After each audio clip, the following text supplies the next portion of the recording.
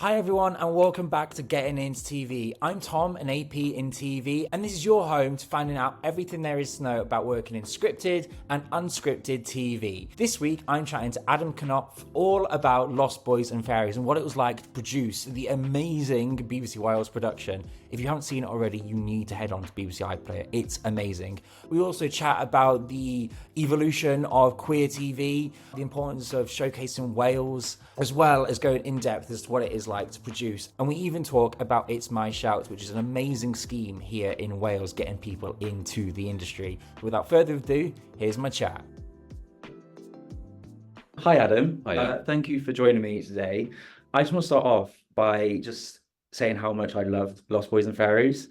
It was an amazing show, magical, traumatizing at times, beautiful, and I absolutely loved it. Me and my boyfriend just binged it in one night, watched episode 2, and we're like, we can't go to bed, we have to watch the rest of it. We both loved the fact that it dealt with Welsh stories, past trauma, LGBTQ stories, and adoption. I thought it was really beautifully done.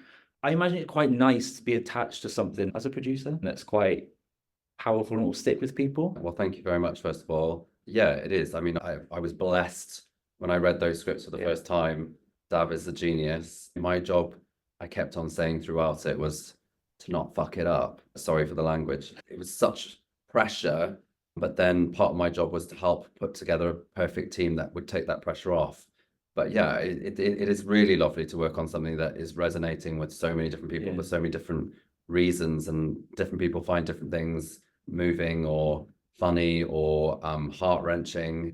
Yeah, very, very proud. Very, very proud. It's definitely one of them shows that, walking to Central Square in Cardiff where I work sometimes, there's a certain location. I won't spoil it for people that are listening or watching that haven't seen the program, but there's a certain location that every time I walk through that now, I just see it completely differently. Before we just talk on a bit about your job as a producer, I just want to mention, because I was at Pride a few weeks ago, basically someone said on the main stage, I can't remember who it was, but that in 1999 that they watched Queer as Folk and they just watch it in secret, like they wouldn't watch it with anyone. But now here we are in 2024, their mom and everyone is watching things like Lost Boys and Fairies, and it's just completely a different landscape for LGBT and queer stories. Mm-hmm. How do you feel like that landscape's evolved, and what do you like hope for like queer stories, and why are they important to keep putting out there? I mean, they've evolved loads in terms of where they sit within the media, and queer characters being told in a more nuanced way over the course of time. I mean, Russell obviously from get-go has been doing great stuff. I remember watching Queer as Folk and absolutely loving it.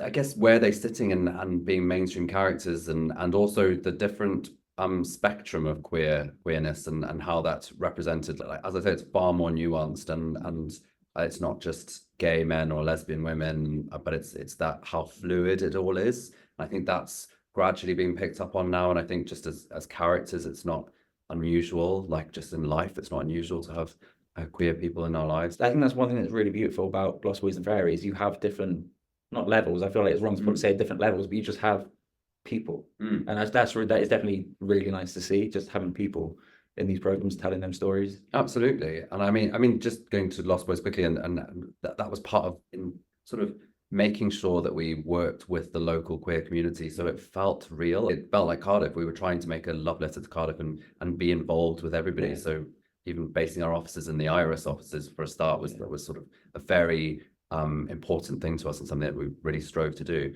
There's always more that can be done for queer projects. There are still people who live in fear. There's still people who are not able to be themselves, and also just coming out. I mean, the more people see of queer characters, it becomes the norm. Like even in the most open and welcoming environment, coming out can be a tough choice, right? So just that's hard. I think people don't appreciate until you've had to do it. You don't appreciate how hard that is. It's like it's admitting to yourself is one thing, but then actually letting people know, and then family, and it's hard. So I think the more that it's just the norm and it's okay to be that, I think is healthy. It means that people aren't sort of hiding in themselves. They can be their true selves and be their full potential, and not harbor other, or just not be able to do something, sort of dying inside from not being able to be themselves. And I think Lost Boys, I mean, you mentioned there that you wanted Lost Boys to feel like it was definitely in Cardiff. And to me, I don't know if it was intentional, but I mean, I really want to go to the club To me, it looked exactly like Mary's. It had that feel and that aesthetic, and I'm really sad that it's not a real place. I was watching, I was like, I just want to go there I know. I so think we badly. should campaign for Neverland I would go. to be a place. Yeah. Yeah, it's but I'd want Fanny to be there and I'd want Gabriel to be there. I used to sneak into Cardiff underage and go to Detox and Addiction, which you definitely won't Right. remember. And yeah, like go and have a lovely time. And it's like it's a safe haven. And Cardiff scene has got its own vibe, different to all the other scenes, really. But yeah, I want Neverland to Yeah. exist. We will campaign. It will happen. Just moving on then to why you're here, really. Obviously, the whole purpose of this podcast is to help people getting into TV and just have more accessible conversations for people wanting to get in. You're a producer. Mhm. I'm going to start off with a really easy question. What is a producer? What do you do? I think that's a really hard question because a bit of everything is well, you sort of need to be across everything. I've like the more and more like recently I've started saying certain things like part of my job is momentum. So and I feel like as a producer, I'm growing and every job I'm getting better because I'm learning different things. And I felt like I really hit my stride on Lost Boys. That was like the first time that I felt, wow, this is really working and working in a really lovely way. And that's partly to do with everybody who was involved, but also because I finally got to the point where I felt confident in what I was doing and felt ready. I think I was ready previously, but ready and on all cylinders. I feel like I'm slowly growing into what an all-rounder producer rather than just a logistical or financial or anything like that. So I'm kind of growing constantly. So momentum was something that I kept on saying, and I've got to keep driving things forward and making sure things happen. So from the very get-go, making sure that we hire the right people at the right time, having the right conversations about what needs to be prepped and planned and how that's going to work as an overall picture. Then working closely with the writer and director to make the writer's vision and then the director's vision of that vision a reality with the constraints of a budget and time, and making sure that we have all the best people in the right place to make that happen. So momentum is very much one part of that, but also just to help make sure that all the people who need to collaborate are collaborating together and talking and having a nice time about it. But the more you collaborate and the more that people are talking and the more that they're all in sync, things will happen and it'll works its magic. I spoke to Pete Levy, who's Doctor Who Flux and some Casualty episodes, and he said a few years ago that his role as a producer was basically to facilitate the director and the writer's vision to make sure that gets a screen. And I feel like what you said there is very similar. Is you are there to make sure that what they want happens and in the best and most creative possible way, really. Yeah, that's basically it. That's what we try and do. Things often thwart you as you're trying to do it, but on Lost Boys it was like the dream. So yeah, it was good. What are some of the challenges then that you face that you can talk about? I mean, I'm not afraid to say that sometimes you get tricky characters. So that can be cast, crew, and sometimes one bad apple can ruin a whole vibe of a show. And then you've got to work out why is that person sort of reacting in that way, or what's not working for them that's making it slightly trickier, or are they just a prick? I like the way you put it. Yeah, and if they are just a prick, then how do you protect the crew from it, or make sure that it all works without bringing the whole thing down? And that's what we don't want to have to deal with, but that is invariably what my job entails. But then it's just logistical stuff. You could be working with a council that don't want to let you shoot on a key location because of whatever's happening, and you've got to play that political game and speak to people and talk to them and say, well, how can we maneuver this around, or what are the workarounds, and then it's just whatever that script brings you, the potential things. So like on Lost Boys, I learned loads personally about musical numbers, so I'd never learned that. So that for me at the start was, oh, that's an issue that I need to understand to then make sure that the right people are coming in, and that's where collaboration comes in, because you're working with people that understand that world. And then we had and Dav obviously was linked to many people because of his experience in theatre and working within, and he's very musical anyway. But yeah, it's just drawing on expertise, and that's half the job as well, is figure out whose expertise you want to ask and get in and support the production. You bring me on perfectly to what my next question is. Basically, I read an article earlier.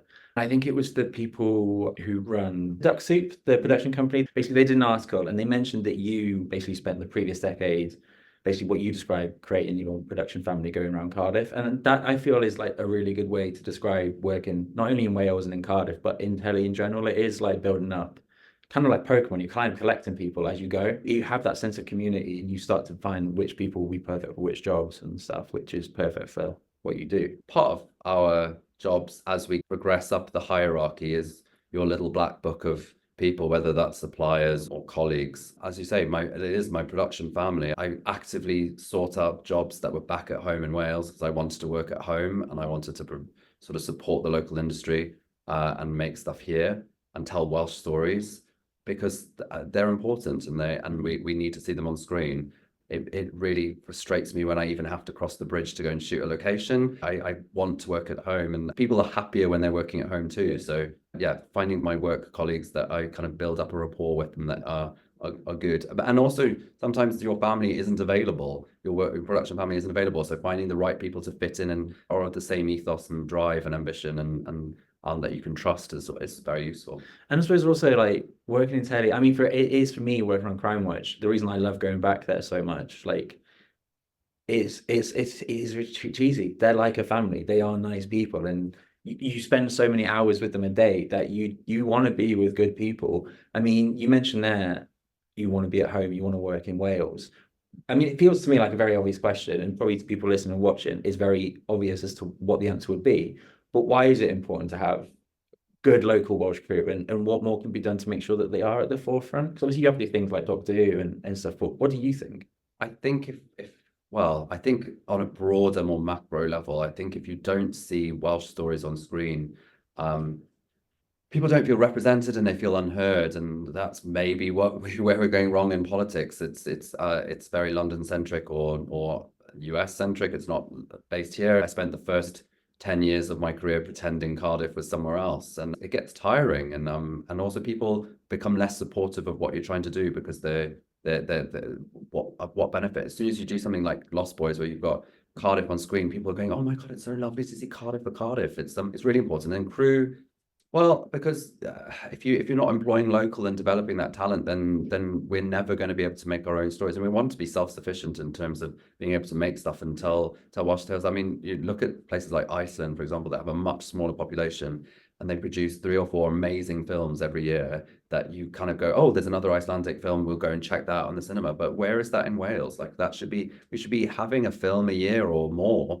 where we are telling stories and generating talent through writers and directors, and we just don't do enough to support writers and directors locally. So I think I haven't really answered your question. I feel like you have in a way, because you mentioned why it's important and what more can be done, and it is that thing of there's people here that want to create stuff and there's stories to tell. I mean, the reason I asked that, I've been reading a lot of articles about Lost Boys and Fairies today, and there was a really nice one, and I think you shared it as well, about finally having that representation. Is the fact that this is a Welsh story, that's going national. And you have that Welsh language in there. It's not dubbed over for the English version, which I imagine a few years ago they might have done a redub version where it is just English all the way through.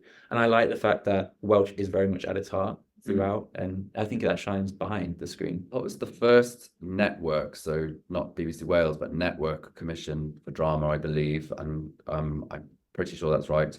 That has Welsh spoken for Welsh, and I think that's incredibly important.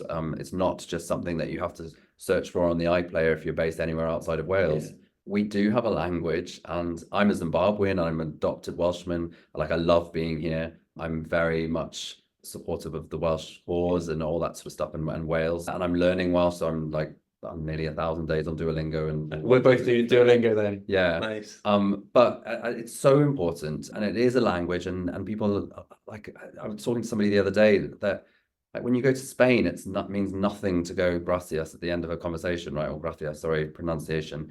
But why would you not say diolch at the end of a sentence? Like, when you go and ask for a beer, like, we should be making the language the norm. And then it was when I was shooting up in It's My Shop, which we'll come to later, in North Wales, where obviously Welsh is far more widely spoken across the whole thing. And then you have people come in and work or move to live who are from England or something, but like, at the very least, say diolch. I'd completely agree. I try as much as possible in all my emails with production staff, but even if I'm talking to a police officer and they're not from Wales, I do try and end my sentences or anything with Welsh and just try and get it out there and use it as much as I can. I just think that the fact that you had that Welsh language in there, it just made it more authentic. Yeah. And it was nice and it was really beautiful and it just made that world, I feel, just that bit more real. And so many people have commented how naturally it was used and how it's used in language today, and how I experience it day to day, where people can within seconds change their conversation to suit me arriving and speak English, or sporadically use English as words. So it just felt natural. That's again Dav's writing and how he's thought about it and how he uses Welsh in his day to day. So I think it felt very natural and not contrived, or that we were sort of forcing it in for no real reason. I'd agree. I think it really well done. Sticking on the theme of producing, I want to talk a bit about you and a bit more personal about your career. So how did you become a producer? Just talk to me a bit about your career through telly and through Wales. Okay, so I started as a development assistant in a production company called Machine Productions that were working in Cardiff originally, and then moved up to Forest back in 2010. I got an email when I was in uni for work experience, and I went with them for about 3 months, but then worked on a production of theirs as a production assistant, sort of doing a bit of everything, which was great. And through that, met a line producer who then took me on to another kids show. But in between, I was getting a bit of floor running experience, and actually my first floor running experience was in It's My Shout. But then kind of worked my way up through production. Just I happened to fall into production running. For that production company, Machine Productions, there were 2 women, they're both called Jane, who sort of became my work mums. Nice. You all have to have a work mum. Yeah, you have to have a work mum, and they were like, they looked after me for years, really. So I dipped back into development with them when I wasn't working on something for a couple of years. And then throughout my career, they've given me various opportunities that have helped me progress.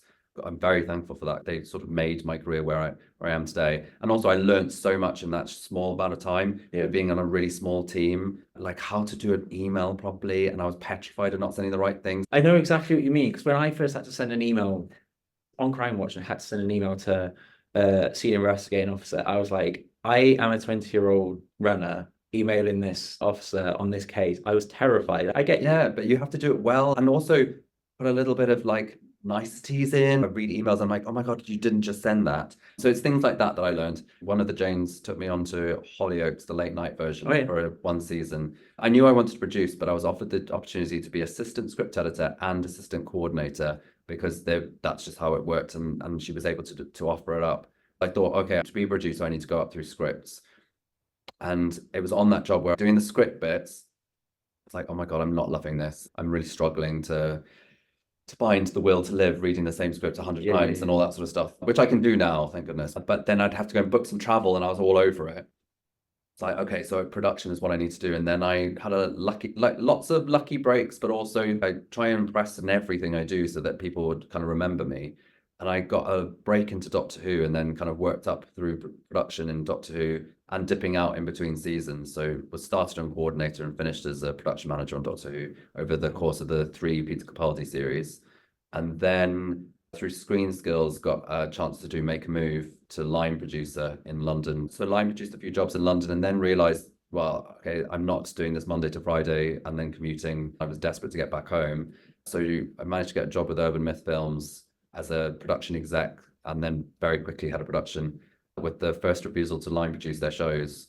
And on the first one I was line producing, unfortunately the producer had to step away from the production about 6 weeks out from filming, and they stepped me up to producer. So I was again a lucky break, but then produced the second series of War of the Worlds, which was the first show to shoot in the UK after COVID. Oh, wow, was it? Established all the protocols and worked with various organizations, back to PACT, Welsh government, all that, to kind of get all the protocols right. And then we filmed the first day, like we filmed a fake day with essays as actors, and to sort of road test it and sent that out to all the production I companies. imagine that was nerve-wracking. It was, but really exciting, because we were like the pioneers. And also we were all like, come on, we can just do this, let's sort it out. And we did, and we didn't, on that whole series, we never had a single case. Oh, wow. And then we filmed, and then I did Lazarus Project, again, no case. Third series of War of the Worlds, no case. So like it worked. I realized that the streaming bubble wasn't going to be what it had been. So I needed to prove myself as a producer, one, creatively, because I wanted to be an all-rounder, and secondly, to produce something on a smaller budget, because we're not always going to have those bigger budgets. And particularly in Wales, where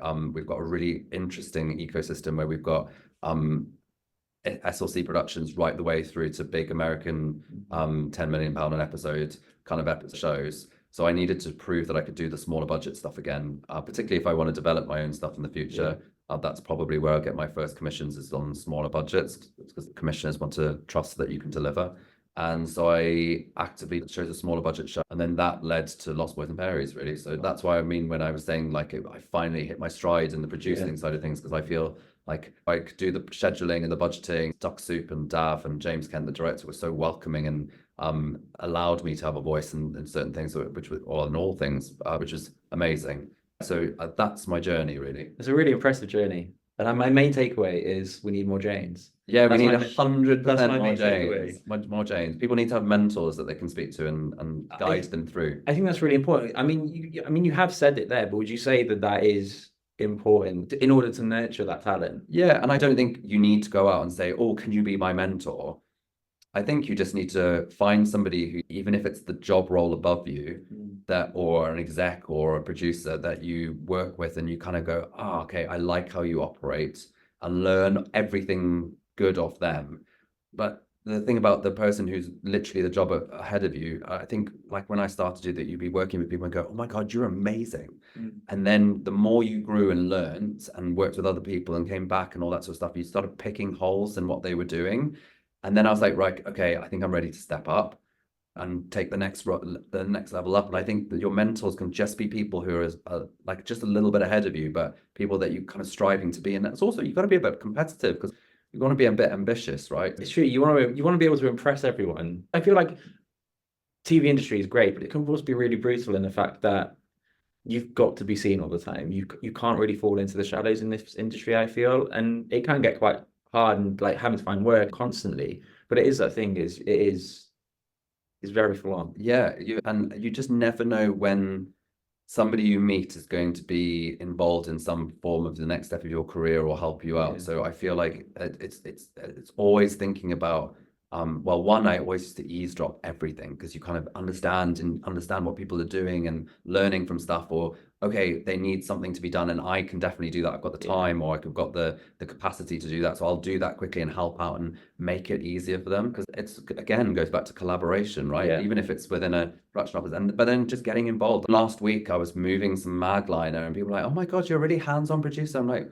well, the sooner things get done and the sooner we help people, the more we get in on the day, the more time the director's got on screen, the product will be better, we'll all be prouder of it, and we'll all benefit in the long run. So get stuck in, and it's teamwork. It's so basic. I often find as well, because I started off in drama, now working unscripted, but that's not to say that I still don't talk to the people I met in drama. It is about that relationships you build and always calling on people you've worked with, regardless of what program they're working on, regardless of this bargain or Lost Boys and Fairies, for instance. Everyone's in it together. These days, like, the industry is constantly evolving, and like in the last few months, I've started hearing more and more people talking about portfolio careers and what can we learn from different parts of the industry. So like, how can drama producers and productions benefit from learning how factual work or how live event work? I'm sort of quite jealous that you're kind of doing a bit of both. I feel really lucky because I was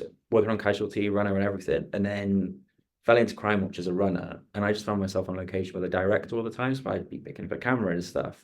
Yeah, okay, I do the interviews and stuff, but I get to have that drama fix with our reconstructions that we do, and it's really fun because unlike in drama where you've got, say, a lot more people, on what we're doing is a reconstruction. It's two people making a drama piece, and I absolutely love it. It's just a completely different way of working, but I still get that fix. It's surprising how the two merge, really. You obviously love it, and then you'll thrive at it. Regardless of what you're doing, you'll eventually go up to a point where you can then maybe cross over and learn other things, but you're doing something that you love, and you'll be good at it because you love it. So like, you obviously love all those elements, and you're better at your job because you want to do it and you're thriving at doing it. For people that might be listening or watching, they might want to be a runner, or they might want to be a director or producer. What would you say then, top three things that make a good producer?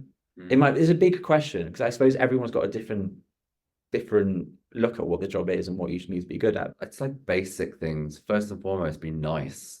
Like, it's just so simple, but you talk to everybody, you greet everybody, you say thank you, you make it a nice working environment, because the more that you're approachable and it's a nice environment, the more people will come to you with issues before they become problems.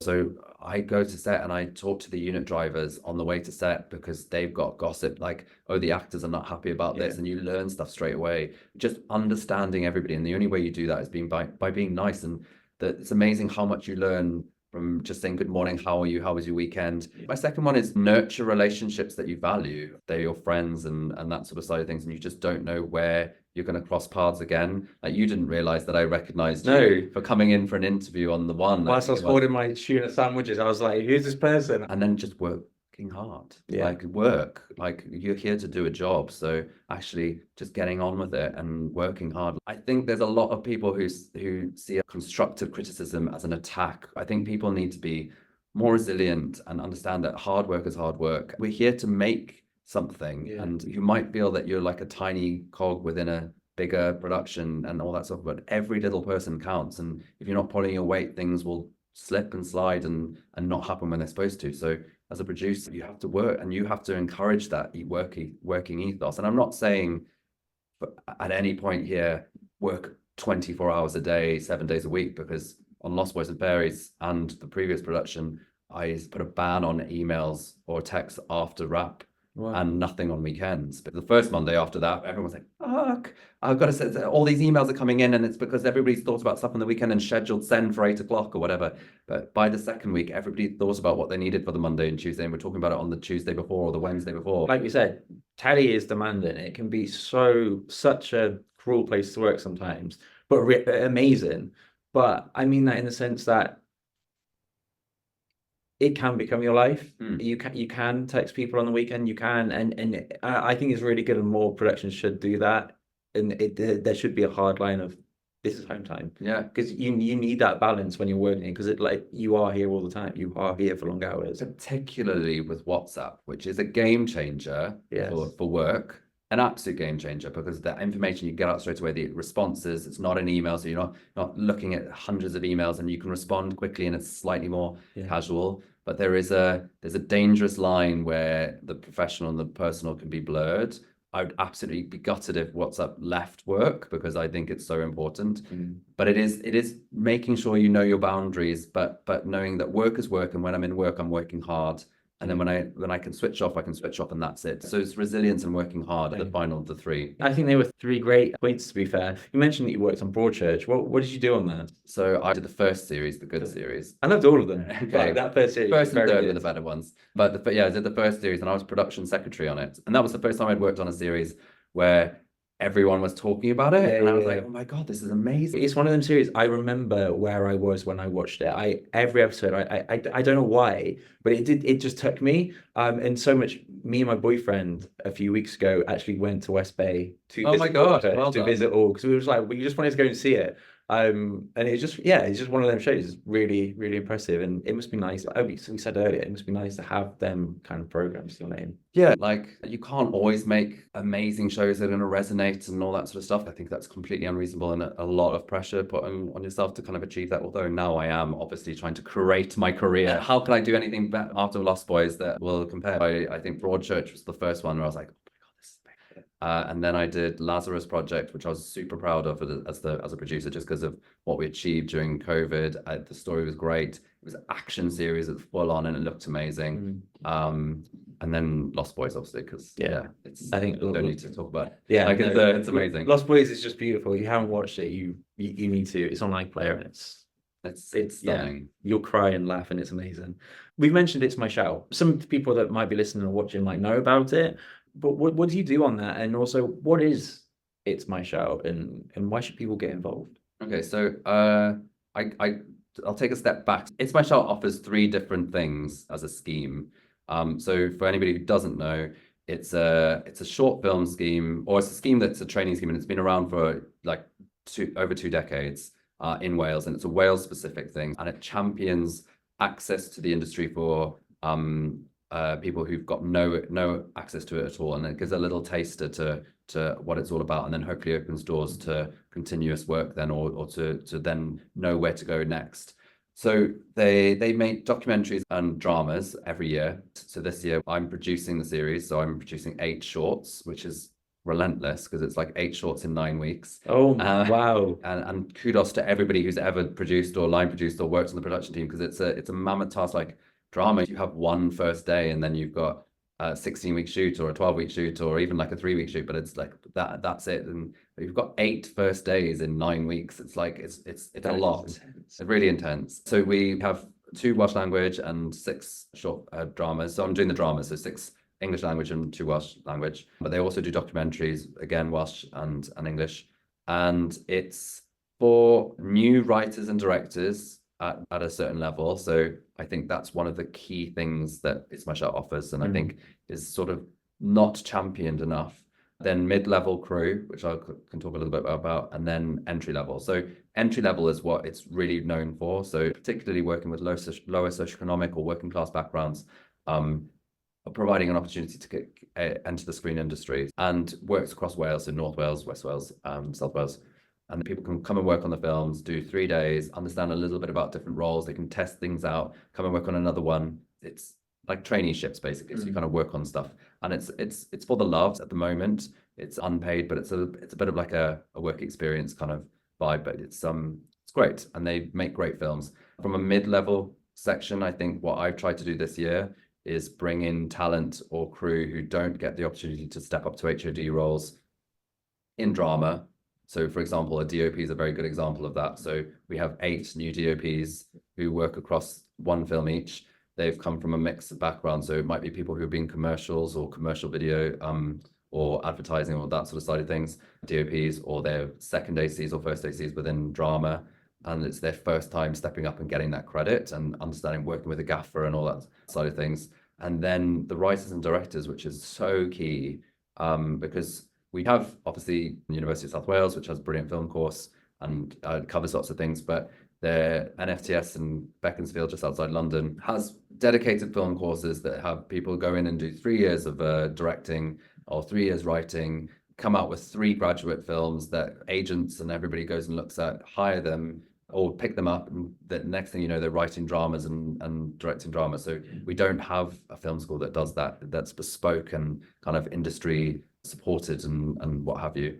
So what It's My Shout provides is a platform for writers and directors to kind of get their first broadcast credit and use that as a calling card. So if you think about, so in the last sort of 6 months, the series called Cleddau, or The One That Got Away in English, and Mudtown, both of them have directors that both got their first break as directors on It's My Shout, and now they're directing telly for in Wales, for drama and for in Wales, and will hopefully then work with other writers and tell Welsh stories and create Welsh stories. So there's like 3 layers: a mid-level crew, IP generators, as I call them, who are going to create stories and that hopefully I can then work on and produce locally, and then entry level. So that's what they do, and I'm producing the dramas this year. So that was a long way of saying everything. Hopefully I've answered everything. You definitely have. I mean, I've heard about them and seen, I know a few people that have done stuff with them, and it's just nice to have that thing in Wales that is champion Welsh talent, and it's nice to talk to yourself as well. And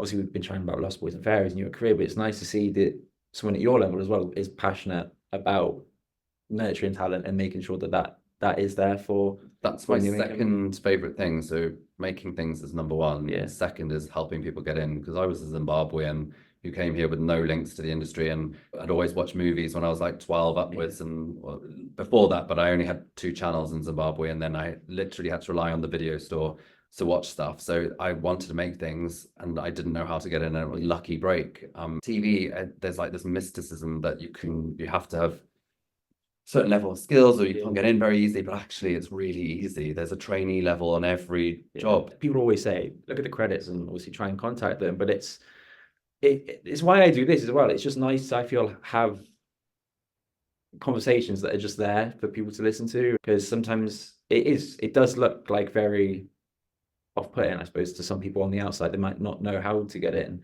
So it's just about opening it up, really, isn't it? And Exactly. having And that's why It's My Shout is so important. And if we don't protect it, then that's a whole part of the industry that we're going to lose because people don't get the access in. I just want to reflect a bit on Lost Boys. Just what are you most proud of that production and what it's achieved?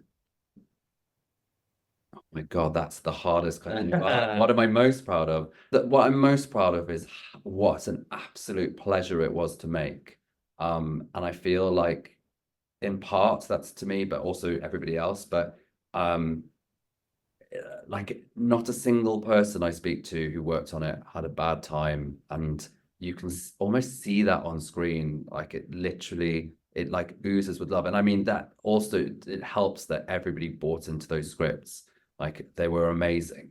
That's also what I'm proud of, is not having fucked those up. What you're watching is so close to the scripts. Like it's unbelievable how we've managed to literally lift that and put it onto screen. People who've read the scripts and hadn't seen it, heard or worked on it, but read it and then watched the series are like, oh my God, it is literally the scripts.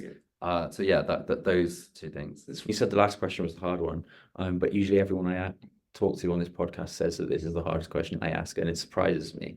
What are you watching at the minute?